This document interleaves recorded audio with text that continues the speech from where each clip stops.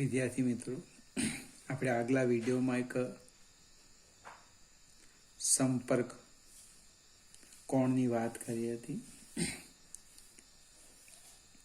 સંપર્ક બિંદુ આગળ એટલે કે પ્રવાહીને કોઈક સપાટી પર મૂકવામાં આવે અને સંપર્કમાં આવે તે સંપર્ક બિંદુ આગળ એની જે સપાટી છે સહેજ વક્ર હોય છે.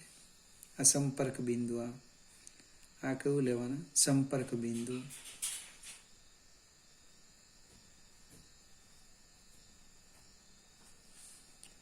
તો સંપર્ક કોણની વ્યાખ્યા શું લખેલી? તો કે સંપર્ક બિંદુ પાસે પ્રવાહીની સપાટી ને દોરેલ સ્પર્શક.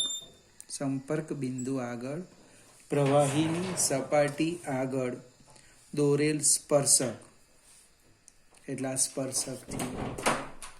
અને ઘન સપાટી વચ્ચે, એટલે ઘન સપાટી કઈ? આ ઘન સપાટી વચ્ચે પ્રવાહીમાં રચાતા બનતા કોણને સંપર્ક કોણ કહે છે. હવે થીટાની આપણે બે સંભાવના જોઈલી. અને એક સંભાવના થીટા ગ્રેટર ધેન 90 અને બીજી થીટા લેસ ધેન 90. અને તમે ગુરુ કોણ કહેવો અને લઘુ કોણ કહેવો. જે પ્રવાહી જે ઘન સપાટી સાથે ગુરુ કોણ બનાવે તેને એ ભીંજવતી નથી, અને લેસ ધેન લઘુ કોણ બનાવે એને ભીંજવે. ઉદાહરણ સૌથી સરળ મેં તમને આપેલું હતું. કમળના ફૂલની વાત કરીએ, એના પાનની વાત કરીએ. બને પાણીમાં રહે સતત, છતાં પાણી એને ભીંજવી શકતું નથી. કેમ? તો કે સંપર્ક કોણ 90 ન બને. આપણો હાથ રૂમાલ પાણીમાં નાખો તરત ભીંજાઈ જાય, સંપર્ક કોણ લઘુ કોણ બને. તમે હાથમાં તેલ લેવ અને પાણીમાં નાખો, પાણી તમારા હાથને ભીંજવી શકતું નથી. સંપર્ક કોણ કેટલાનો બન્યો? 90 કરતા મોટો. આવી કેટલીક ચર્ચા કરી હતી. ફરીથી સંપર્ક કોણ એક અગત્યનો મુદ્દો છે. હવે સહેજ આપણે આગળ જઈએ. પ્રશ્ન હતો કે પ્રવાહીના નાના બુંદો મને ગોળાકાર શા માટે હોય?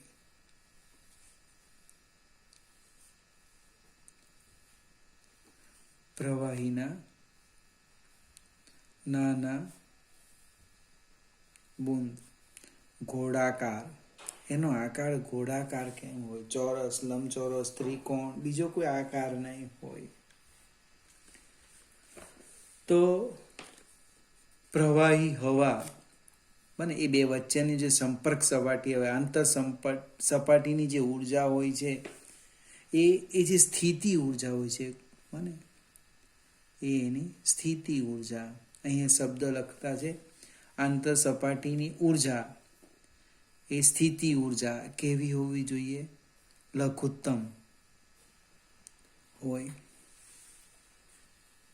પ્રવાહી હવા આંતર સપાટીની જે ઉર્જા છે એની પાસે જે સ્થિતિ ઉર્જા છે એ કેવી હોવી જોઈએ? લઘુત્તમ હોવી જોઈએ. હવે એ ઉર્જા લઘુત્તમ ક્યારે હોય? તો કે એનું જે ક્ષેત્રફળ છે એ કેવું હોય? લઘુત્તમ હોય. જે આકારમાં ક્ષેત્રફળ સૌથી ઓછું હોય એવો એ આકાર ધારણ કરે. એટલે આપેલ કદ માટે, આપેલ કદ તમને જે જથ્થો આપેલો છે આટલું કદ હોવું જોઈએ, એમાં ગોળાકાર આકારમાં ક્ષેત્રફળ, ગોળાકાર આકારમાં ક્ષેત્રફળ સૌથી ઓછું માટે પાણીના કે પ્રવાહીના બુંદો ગોળાકાર આકાર ધારણ કરે છે. આગળ જઈએ. બીજો એક પ્રશ્ન છે કે જે પ્રવાહીનું બુંદ છે, પાણીનું બુંદ છે, આ રીતના ગોળાકાર આકાર ધારણ કરે, વક્રતા આવી વક્રતા. આ જે બાજુ છે અંદરની બાજુ એને આપણે કહેવાના અંતર્ગોળ સપાટી અથવા તો વક્ર સપાટી. આપણે અંતર્ગોળ લઈ લઈએ, અંતર્ગોળ સપાટી. અને આ બહારની સપાટી, એને હું નામ સમજવા માટે બહિર્ગોળ સપાટી આપું. અંતર્ગોળ સપાટી એટલે અંદરની, ઇન્ટરનલ, પીઆઈ, એની અંદરનું દબાણ પીઆઈ છે, અને જે બહારની સપાટી આઉટ પીઓ છે. મને પીઆઈ હંમેશા પીઓ કરતા મોટા હોય છે. આજે પ્રવાહીનું જે બુંદ છે, એ જે ટીપું છે, એની અંદરની જે વક્ર સપાટી છે, વક્ર, આપણે અંતર્ગોળ લખેલું છે, આપણે અંદરની વક્ર સપાટી લઈએ, એનું દબાણ બહારના દબાણ કરતા વધારે હોય છે. તો આપણો એક નાનો સરખો પ્રશ્ન છે. કયો પ્રશ્ન છે? કે પ્રવાહીના બુંદ અથવા પરપોટા માટે પીઆઈ માઇનસ પીઓ દબાણના તફાવતનું સૂત્ર મેળવો. પ્રવાહીના બુંદ અને પરપોટા માટે પીઆઈ માઇનસ પીઓ નું સૂત્ર મેળવો.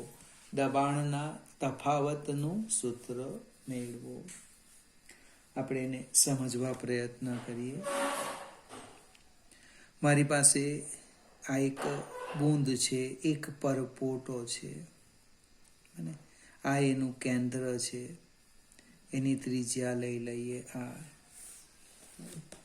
આકૃતિનું વર્ણન કરીએ. શું લખીએ? આકૃતિમાં શું દર્શાવેલ છે? ટી પોષ્ઠતાણ ધરાવતા પ્રવાહીનો આર ત્રિજ્યાનો પરપોટો દર્શાવ્યો છે. આકૃતિનું વર્ણન થઈ ગયું. જે પ્રવાહીમાંથી આ પરપોટો કે પ્રવાહીનું બુંદ છે, એનું પોષ્ઠતાણ ટી છે, અને બુંદ અને અથવા પરપોટાની ત્રિજ્યા આર છે. અંદરની સપાટીનું દબાણ પીઆઈ અને બહારની સપાટીનું દબાણ પીઓ છે. બીજું લખી દીધું.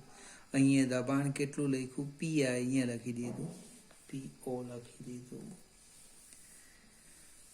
સેજ આપણે આગળ જઈએ કે પરપોટાની જે ત્રિજ્યા છે, એમાં સૂક્ષ્મ ડીઆર જેટલો વધારો કરીએ. આ રીતના જો ફિગર 1માં જ બે દોરી દીધી. આ અંતર અને ફિગર અહીંયા દોરેલી છે. પોઈન્ટ આપણે લખી દઈએ. પરપોટાની ત્રિજ્યામાં ડીઆર જેટલો વધારો કરવામાં આવે છે. આ જે પરપોટો છે, એ પરપોટાની ત્રિજ્યામાં આપણે ડીઆર જેટલો વધારો કરવામાં આવે છે. આ દરમિયાન થતું કાર્ય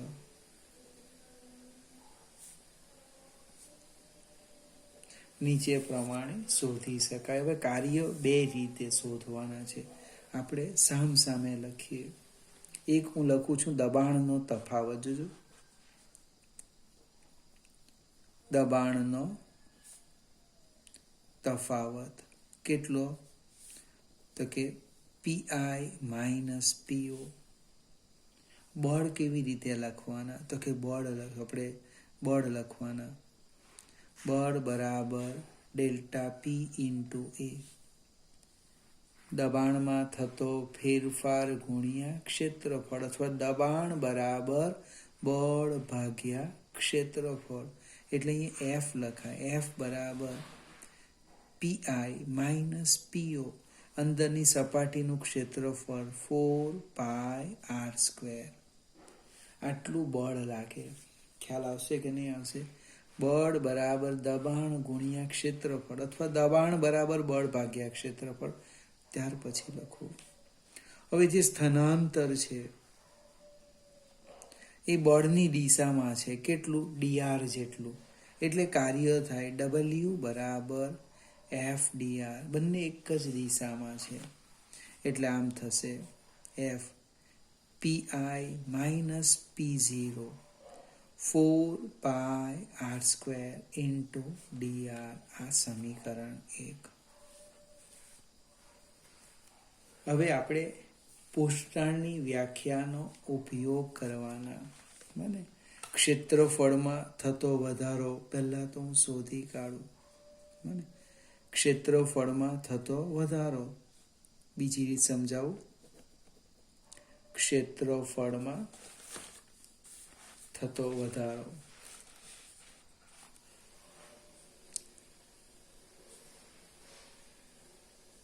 તો કે ડેલ્ટા એ કેટલો લખવાનો? અંતિમ ક્ષેત્રફળ ફાઇનલ માઇનસ ઇનર્શિયલ ક્ષેત્રફળ. એટલે કે 4πr+dr² માઇનસ 4πr². સાદું રૂપ આપીએ. 4π હું બહાર કાઢી લેમ એટલે r² plus twice r dr plus dr² minus r². આ r² ને r² નીકળી જવાના. હવે dr ખૂબ નાના છે. આ જે ડી ડેલ્ટા લખ્યું ને, ડેલ્ટાનો અર્થ એ ખૂબ નાના. આ તો ખ્યાલ આવશે ને. a વર્ગ a વત્તા b આખાનો વર્ગ એટલે a વર્ગ વત્તા ટ્વાઇસ ab વત્તા b વર્ગ. ખૂબ નાના છે એટલે એને આપણે અવગણી દઈએ. અવગણવું મીન્સ ક્ષેત્રફળ આવવાનું આટલું. 4π into ટ્વાઇસ r dr. આ બે પદ કેન્સલ થઈ ગયા.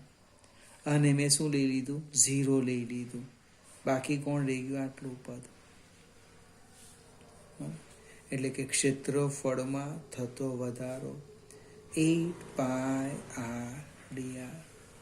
હવે પરપોટો હવામાં હોય તો બે મુક્ત સપાટી હોય, યાદ રાખવાનું. અહીંયા આપણે કોના માટે લખ્યું? મુક્ત સપાટી 1 લીધી. જો મુક્ત સપાટી 2 હોય, પરપોટો એમ કે હવામાં છે, તો ક્ષેત્રફળનો વધારો આમ લખાય 2 ગુણ્યા 8πr dr. એટલે કેટલા થાય? 16πr dr. અને હા વધારેનો વર્ગ છે, કામ લાગશે. ટૂંકમાં 8ની જગ્યાએ શું લખવાના? 16 લખવાના. હવે પૃષ્ઠતાણની વ્યાખ્યાનો ઉપયોગ કરીએ. આપણે લખેલું હતું S બરાબર W બાય ડેલ્ટા એ. એટલે કે W બરાબર S ક્ષેત્રફળમાં થતો વધારો. S અથવા T પૃષ્ઠતાણ. એટલે કે S બરાબર આપણે એક મુક્ત સપાટી 8πr dr ઇન્ટુ S. મારાથી પહેલા ક્ષેત્રફળનો વધારો પહેલા લખાઈ ગયો. S ગુણ્યા 8πr dr. અને આ આવી ગયા W. સમીકરણ 2. બે રીતે કાર્ય શોધ્યું. એક દબાણના તફાવતનો ઉપયોગ કીધો અને બીજો કોનો ઉપયોગ કીધો? પૃષ્ઠતાણની વ્યાખ્યાનો ઉપયોગ કર્યો. ખરેખર સામસામે લખવાનું હતું. તમારે અહીંયા ભાગ પાડી દેવાના. દબાણનો તફાવત જગા ઓછી રાખવાની, સ્ટેપ ઓછા છે. પછી પૃષ્ઠતાણની વ્યાખ્યા બંને સામસામે લખો એટલે એક સમીકરણ એક આ આવશે અને બીજું કયું સમીકરણ? આ સમીકરણ. તો આપણે લખીએ સમીકરણ 1 અને 2 પરથી શું થવાનું જોઈએ આપણે.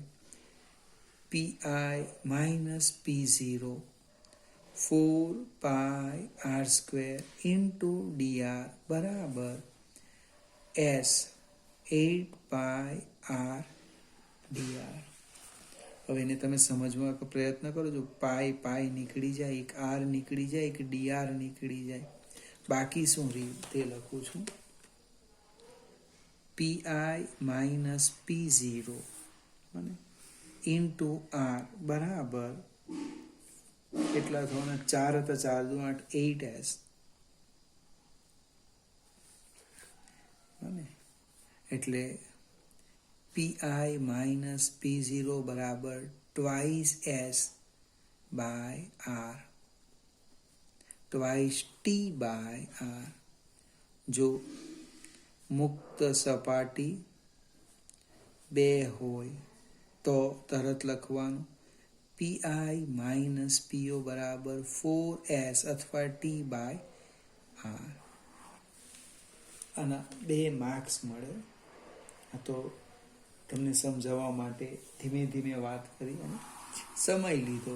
બાકી તમે આ થિયરી એકવાર સમજી જાઓ, આકૃતિનું વર્ણન કરો, દબાણ લખ્યું, ત્રિજ્યાનો વધારો લખ્યું, પછી બસ માત્ર કાર્ય શોધવાનું છે 2 રીતે. એક દબાણનો તફાવત, બીજું પૃષ્ઠાળની વ્યાખ્યા. બંને કાર્યને સરખાવો એટલે આ જવાબ આવી જાય. બીજી પણ સેમ એક એવી થિયરી છે, કેશાકર્ષણ. ખૂબ મજાની ચર્ચા છે. કેશાકર્ષણ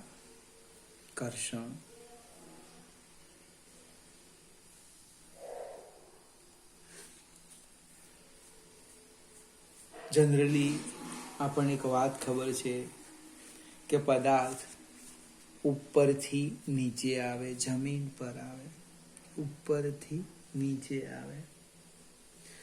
પણ અહીંયા જે આપણે ચર્ચા કરવાના એ અલગ પ્રકારની ચર્ચા છે. મારી પાસે એક પ્રવાહી છે,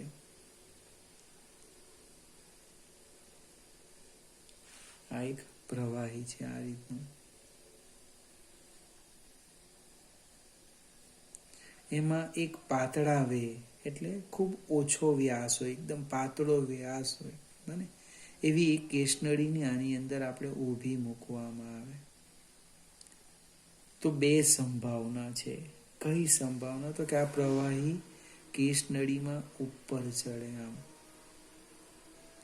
અથવા તો નીચે ઉતરે. હવે આ નીચે ઉતરે તો મગજમાં બેસે, પણ ઉપર ચડે એ આપણને આશ્ચર્ય થાય. પદાર્થ ગુરુત્વાકર્ષી બળને કારણે નીચે પડે, આ પાણી તો ઉપર જવાનું. કેશવનું આકર્ષણ, કેશવ કૃષ્ણ ભગવાન, કેશાકર્ષણ. અને કુદરતના નિયમ કરતા આપણને થોડુંક જુદું લાગે. નામ સરસ આપ્યું છે, કેશાકર્ષણ. અને ભગવાન કેશવનું આકર્ષણ એટલે પાણી ક્યાં જાય? ઉપર જાય. ફરીથી જસ્ટ મેં થોડીક ગમ્મત કરી, વાસ્તવિકતા કીધી. કેશાકર્ષણ એટલે શું? તો કે પ્રવાહીમાં ઊભી રાખવામાં આવેલી કેશનળીમાં પ્રવાહી ને ઉપર ચઢવાની કે નીચે ઉતરવાની ઘટનાને કેશાકર્ષણ કહે છે.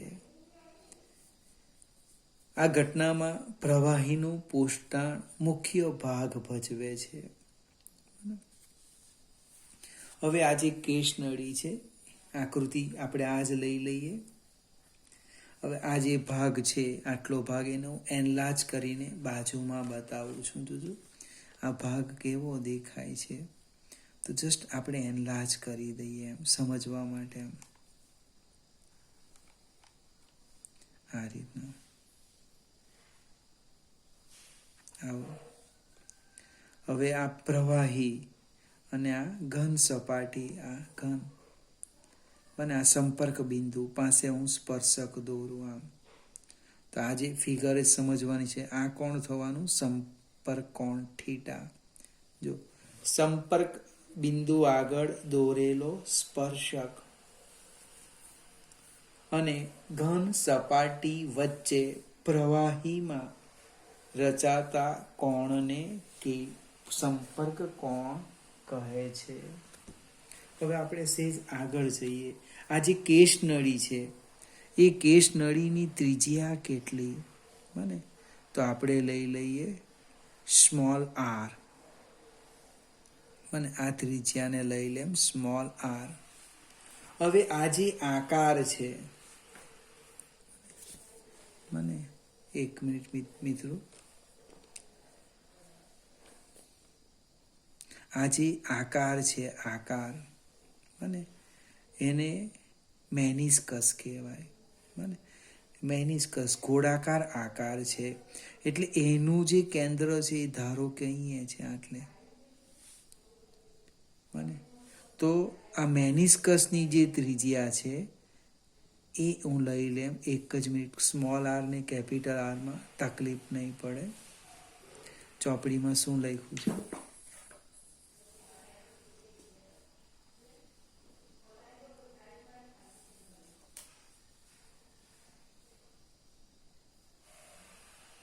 અહીંયા આ સ્મોલ એ લખ્યું છે, સ્મોલ આર, અને આપણે કેપિટલ આર લઈ લઈએ. આ જે સ્મોલ આર છે એ કેશ નળીની ત્રિજ્યા છે. હવે આ જો થીટા હોય તો આ પણ થીટા થાય.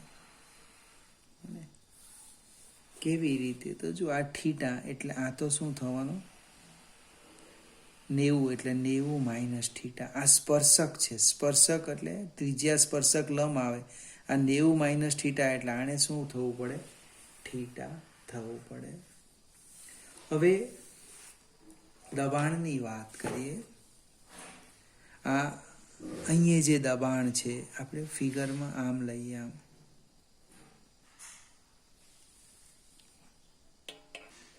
વિદ્યાર્થી મિત્રો. હવે આ જે અંતર્ગોળ સપાટી અંદર એનું દબાણ પીઆઈ લઈ લેમ, અને આ બહારની સપાટી અહીંયા હું દબાણ લઈ લેમ પીઓ. આપણે આ જે વક્ર સપાટી છે એને આપણે શું કહેવાના છે? મિનિસ્કસ.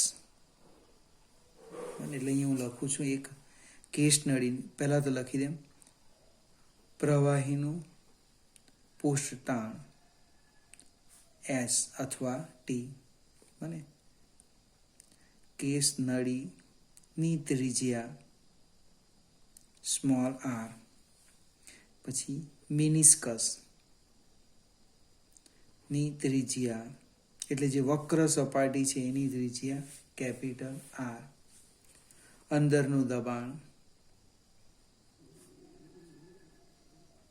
કેટલું? આપણે પીઆઈ. બહારનું દબાણ પીઓ.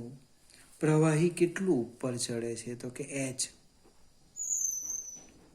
અને પ્રવાહીના સ્તંભની ઊંચાઈ, પ્રવાહીના સ્તંભની ઊંચાઈ કેટલી? તો કે એચ. હવે જો દબાણના તફાવતની વાત કરી તો જસ્ટ હમણે જ લખ્યું પીઆઈ માઇનસ પીઓ બરાબર શું લખવાના? Twice S by capital R. P I minus પીઓ બરાબર twice S by capital R. Capital R એટલે વક્ર સપાટી જે રચાય એ ગોળાકાર કલ્પના કરીએ એની ત્રિજ્યા. હવે આકૃતિ પરથી જો તમે આ આકૃતિ પરથી જસ્ટ સમજવા પ્રયત્ન કરીએ. આ કાટકોણ ત્રિકોણ લેમ તો આ કર્ણ બને. એટલે કોસ થીટા કેવી રીતે લખાય? જો કોસ થીટા બરાબર પાસેની બાજુ એટલે સ્મોલ આર, ચોપડીમાં સ્મોલ એ લખ્યું છે, ભાગ્યા કર્ણ capital R. Small R by capital R એટલે આર આવી ગયો. Small R by cos theta એટલે દબાણનો તફાવત કેટલો આવ્યો? જો પીઆઈ માઇનસ પીઓ બરાબર ટ્વાઇસ એસ. કેપિટલ આરની કિંમત મૂકો small R by cos theta. Cos theta ઉપર જવાનું. પીઆઈ માઇનસ પીઓ બરાબર twice S cos theta by R. અને સમીકરણ 1 કેવું. સેજ આપણે આકૃતિમાં આગળ જઈએ, પાસ્કલના નિયમનો ઉપયોગ કરીએ. આ બિંદુ અને આ બિંદુ એ અને બી સમક્ષિતિજ સપાટી પર આવેલા છે. જો એ અને બી બિંદુ ક્યાં છે? સમક્ષિતિજ સપાટી પર. આનો અર્થ શું થાય? PA બરાબર PB. હવે PA એટલે કેટલું? જેટલું દબાણ અહીંયા છે, અહીંયા એટલું જ દબાણ અહીંયા આવવાનું, PI. અને અહીંયા PI આવવાનું. અહીંયા કેટલું આવવાનું? તો અહીંયા જે દબાણ છે તે વત્તા સ્તંભનું દબાણ. બને. ફરીથી આકૃતિ સમજાવું. PA એટલે PI બરાબર PB કેવી રીતે લખવાના? તો આ બહિર્ગોળ સપાટી છે તે બિંદુ પાસેનું દબાણ વત્તા સ્તંભનું દબાણ. આ સ્તંભનું એટલે આમ લખાય PB plus H rho G. H rho G, જ્યાં રો એ પ્રવાહીની ઘનતા છે. એનો અર્થ PI માઇનસ PB, સોરી આઉટનું O લખેલો છે, PO બરાબર H રો G. સમીકરણ 2. બને. PI બરાબર PO બહિર્ગોળ સપાટી પાસેનું દબાણ વત્તા H રો G. સમીકરણ 1 અને 2 પરથી જો સમીકરણ 1 અને 2 પરથી શું થવાનું? Twice S cos theta by R બરાબર H રો G. હવે અહીંથી પોષતાણ પણ શોધાય અને ઊંચાઈ H પણ શોધાય. જો હું H લખું, H બરાબર twice S cos theta by rho GR. અહીંથી લખ્યું કેસ નળીમાં ઉપર ચડતા પ્રવાહીની ઊંચાઈનું સમીકરણ મેળવો. તો કે H બરાબર twice S cos theta by rho GR. હવે અજ્ઞાત રાશિ જો 1, 2, 3, 4, 5 અને 6 એમાંથી તમને 5 આપી દેશે. અને આ પ્રેક્ટિકલ પણ છે આપણો, એટલે બાકીની અજ્ઞાત રાશિ શોધી શકાય. ફરીથી મિત્રો, આ જે 2 થિયરી છે, 2માંથી એક 100% પૂછવાના જ છે. બને. કેશાકર્ષણ એટલે શું? કેશનળીને પ્રવાહીમાં ઊભી મૂકવામાં આવે તો ઉપર ચડતા પ્રવાહી ઉપર ચડે એને કેશાકર્ષણ કહેવાય. કેટલું ઉપર ચડે એનું સૂત્ર મેળવો. તો આ સૂત્ર મેળવ્યું. અહીંથી ખ્યાલ આવે સ્મોલ r જેમ નાના તેમ ઊંચાઈ વધારે, H વધારે. પાણી અને કાચ માટે લગભગ સંપર્ક કોણ થીટા 0 લઈ લઈએ એટલે આટલું જ રહે. Twice S twice T rho GR. H આપેલું હોય તો પ્રવાહીનું પુષ્ટાણ આપણે શોધી શકીએ.